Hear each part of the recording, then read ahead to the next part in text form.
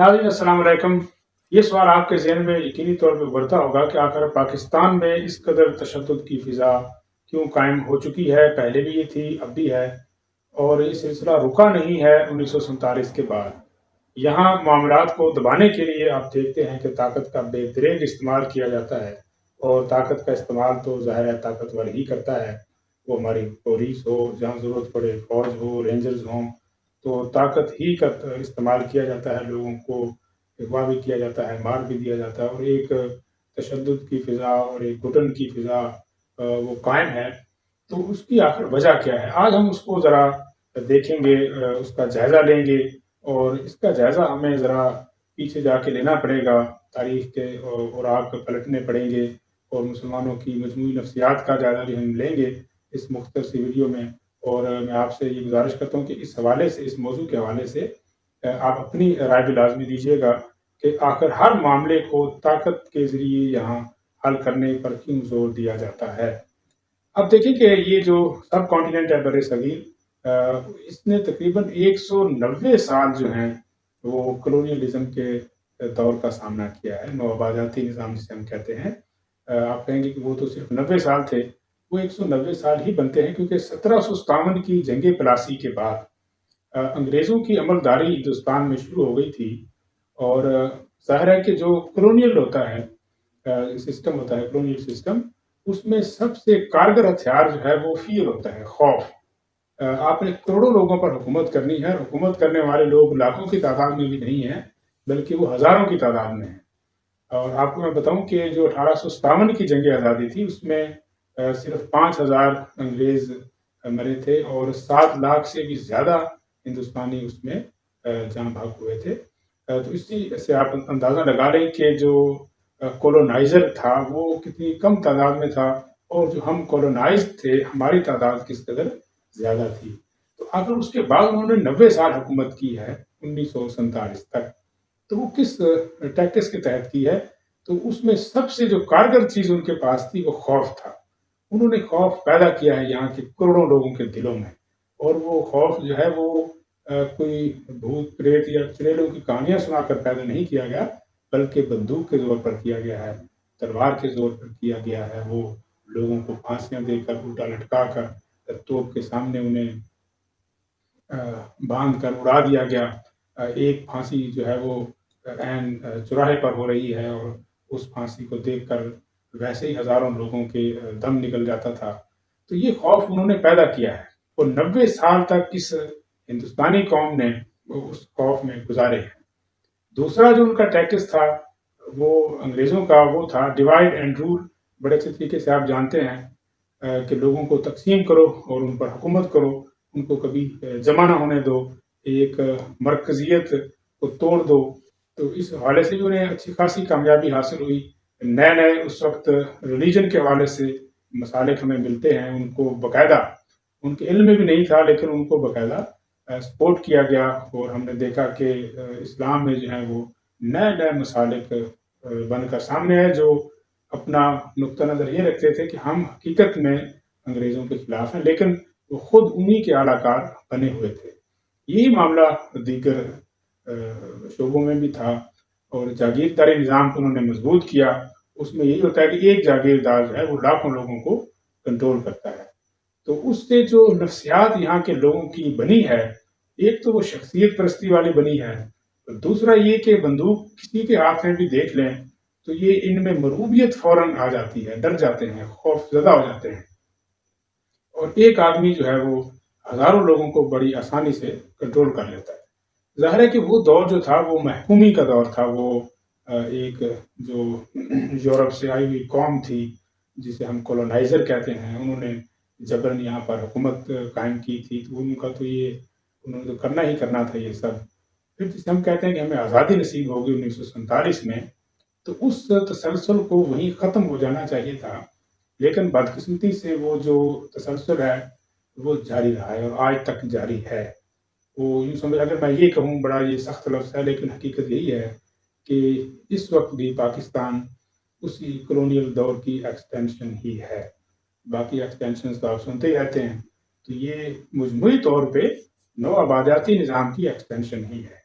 تو ایک کولونائزر جو ہے، جو حملہ آور ہے، جو انویڈر ہے، وہ کس طرح سے لوگوں کی نفسیات بدل کے رکھ دیتا ہے اور لوگوں کو اس کا علم بھی نہیں ہوتا۔ اس حوالے سے آپ کو میں ریکمینڈ کروں گا کہ آپ فرانس فینن کی کتاب افتادگان خاک اس کا مطالعہ کریں، ہیمی سیزر کی کتاب کا مطالعہ کریں، نوآبادیاتی نظام کا محاکمہ، اور اینڈورڈ سعید کی اس حوالے سے بہت بہترین کتابیں ہیں۔ انہوں نے بڑی تفصیل کے ساتھ اس بات کا جائزہ لیا ہے کہ کس طرح سے فرانس ہے، اسپین ہے، پرتگال ہے، اور ساری ہی تقریباً جو یورپین قومیں ہیں، انہوں نے افریقہ پر، انہوں نے ساؤتھ امریکہ کے ملکوں پر کس ٹیکٹس کے ساتھ حکومت کی ہے، اور حیرت ہوتی ہے کہ وہی ٹیکٹس ہمیں یہاں سب کانٹیننٹ میں بھی ملتے ہیں۔ یہاں زبان تبدیل ہو گئی، سب کچھ تبدیل ہو گیا، حتیٰ کہ لوگوں کے زندگی گزارنے کا جو ایک طریقہ تھا، صدیوں سے چلا آ رہا، جو روایات تھی، وہ سب کی سب ختم ہو گئیں۔ تو وہ نفسیات آج تک پھر یہاں کے لوگوں کی بدلی نہیں ہے۔ نفسیات تو اس وقت بدلے گی جب آپ لوگوں کے حالات بدلیں گے۔ تو اب جو ایک محکوم آدمی کی نفسیات بنتی ہے، تو ناظرین کرام اسی طرح سے ایک حاکم کی بھی پھر نفسیات بن جاتی ہے۔ تو وہ ایک کرسی میں ہی وہ ایک ایسی مصیبت آ جاتی ہے کہ جس کے ہاتھ میں ہی لاٹھی ہوگی، اس کی فوراً ہی وہی نفسیات آ جائے گی جو کہ کولونائزر کی ہوتی ہے، جو کہ ایک ظالم حکمران کی ہوتی ہے، جو ہر صورت پہ اپنی بات کو منوانا چاہتا ہے، جو لوگوں کو دھونس دھاندلی اور جبر کے ذریعے ان کو اپنا کنٹرول میں کرنا چاہتا ہے۔ وہ بھلا مکالمہ کیسے کر سکتا ہے؟ یہ ممکن نہیں ہے کہ وہ ڈائیلاگ کی طرف آئے۔ تو ہاتھ میں بندوق ہو تو وہ بندہ ڈائیلاگ کیسے کرے گا؟ تو اس وجہ سے ضروری یہ تھا کہ جو بھی یہاں پہ ادارے ہیں، جو بھی آپ کے انسٹیٹیوشنز ہیں، جو پلر آف اسٹیٹس ہیں، وہ اپنی اپنی ڈومین میں رہ کر کام کرتے، لیکن ایسا نہیں ہوا۔ جاگیرداری ویسی کی ویسے رہی، اسٹیبلشمنٹ کی جو حاکمیت ہے، جو ان کی طاقت ہے، وہ ویسی کی ویسی رہی، اور اسی طرح سے جو باقی لوگوں کی تعلیم و تربیت پر بھی ٹیکٹس کے ساتھ حکومت کی ہے، اور حیرت ہوتی ہے کہ وہی ٹیکٹس ہمیں یہاں سب کانٹیننٹ میں بھی ملتے ہیں۔ یہاں زبان تبدیل ہو گئی، سب کچھ تبدیل ہو گیا، حتیٰ کہ لوگوں کے زندگی گزارنے کا جو ایک طریقہ تھا، صدیوں سے چلا آ رہا، جو روایات تھی، وہ سب کی سب ختم ہو گئیں۔ تو وہ نفسیات آج تک پھر یہاں کے لوگوں کی بدلی نہیں ہے۔ نفسیات تو اس وقت بدلے گی جب آپ لوگوں کے حالات بدلیں گے۔ تو اب جو ایک محکوم آدمی کی نفسیات بنتی ہے، تو ناظرین کرام اسی طرح سے ایک حاکم کی بھی پھر نفسیات بن جاتی ہے۔ تو وہ ایک کرسی میں ہی وہ ایک ایسی مصیبت آ جاتی ہے کہ جس کے ہاتھ میں ہی لاٹھی ہوگی، اس کی فوراً ہی وہی نفسیات آ جائے گی جو کہ کولونائزر کی ہوتی ہے، جو کہ ایک ظالم حکمران کی ہوتی ہے، جو ہر صورت پہ اپنی بات کو منوانا چاہتا ہے، جو لوگوں کو دھونس دھاندلی اور جبر کے ذریعے ان کو اپنا کنٹرول میں کرنا چاہتا ہے۔ وہ بھلا مکالمہ کیسے کر سکتا ہے؟ یہ ممکن نہیں ہے کہ وہ ڈائیلاگ کی طرف آئے۔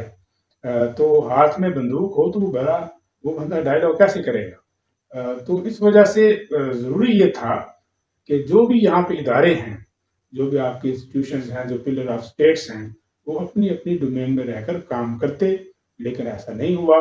جاگیرداری ویسی کی ویسے رہی، اسٹیبلشمنٹ کی جو حاکمیت ہے، جو ان کی طاقت ہے، وہ ویسی کی ویسی رہی، اور اسی طرح سے جو باقی لوگوں کی تعلیم و تربیت پر بھی غور نہیں کیا گیا، ان کی ایجوکیشن کو اپ ڈیٹ نہیں ہونے دیا گیا، اور ہر معاملے میں جو شخصیت پرستی ہے اس کو پروموٹ کیا گیا، ریلیجن کے معاملے میں ہو، اور وہ سیاست کے معاملے میں ہو۔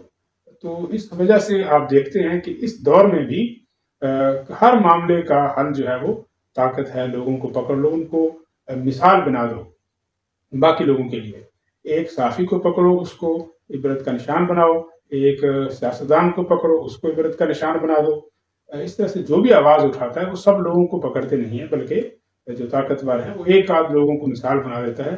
یہ بالکل وہی ٹیکٹس ہیں جو کہ ہم دیکھتے ہیں، جو انگریزوں نے کی یہاں پہ، جو فرانس نے کی افریقہ میں، جو اسپین نے کیا ساؤتھ امریکہ میں، باقی جو اٹالینز تھے، جو جرمنز تھے، انہوں نے بھی یہی سلسلہ جاری رکھا۔ تو ناظرین کرام، یہ ہماری آزادی تو ہے، لیکن یہ اس طرح کی آزادی نہیں ہے جس کا خواب لوگوں نے 1947 میں، عام لوگوں کی بات کر رہا ہوں، انہوں نے دیکھا ہوگا۔ جو خواص تھے، جو ایسے برساتی مینڈکوں کی طرح کود کر آئے تھے اس تحریک میں، ان کے لیے تو خیر آزادی پہلے سے بھی زیادہ ہے۔ انگریز کے دور میں بھی شاید ان کی عیاشیاں اتنی نہیں ہوں گی جتنی کہ اب ہیں۔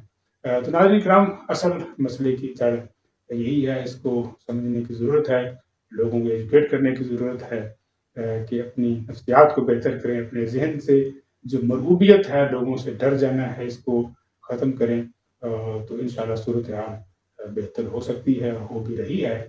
پر امید رہنا چاہیے۔ آپ سے گزارش ہے کہ آپ اپنی رائے لازمی دیجیے گا۔ اپنا خیال رکھیں۔